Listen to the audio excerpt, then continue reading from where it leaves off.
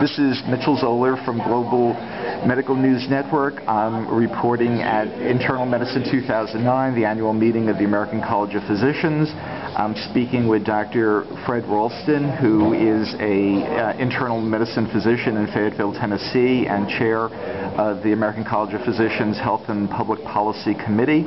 And he and some of his colleagues were just talking about two position papers that the ACP came out today that address manpower issues in internal medicine and also a reform of the payment for primary care in the United States. And so, Dr. Ralston, if you could tell us a bit about what those proposals are.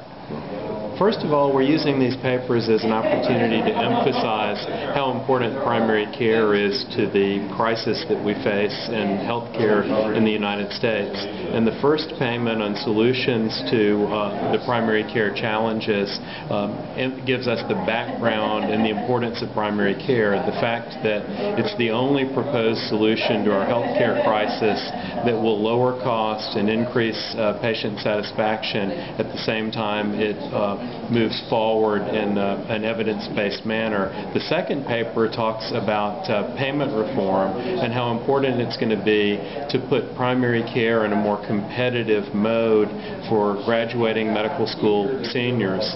That there's no way in the future that we can improve health care in this country if we don't increase the proportion of physicians who choose primary care. Currently, primary care physicians receive about 55% of average physician income in the country.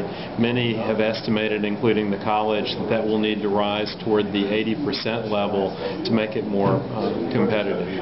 And some of the projections from the analysis that was in these papers, you're anticipating, if things stay the way they are, it's a shortage of primary care physicians and internal medicine physicians that run into several thousands, isn't that? We're recommending over the next 15 years that 3,000 new primary care physicians be produced per year, which will require an end to the freeze on graduate medical education slots, and also make sure that those increased slots go toward primary care.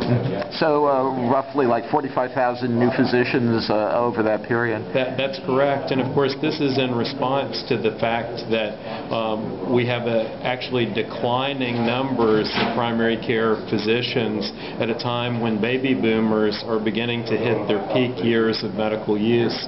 So in many ways it's the perfect storm of the logical solution to the rising health care costs being hobbled by the lack of appropriate numbers of physicians to care for these problems. And finally, so you see these changes in terms of reimbursement and so on, and some of the shifts in priority toward primary care is really tying in very closely to the health care reform efforts that are underway right now for the next several months in Congress.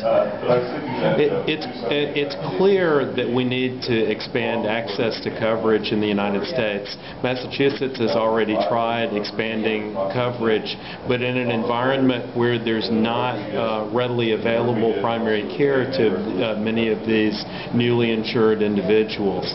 If we don't have a more efficient cost structure for health care, there's absolutely no way that we can maintain what we're doing now, much less cover additional individuals. Thank you very much, Dr. Ralston. This is Mitchel Zoler from Global Medical News Network.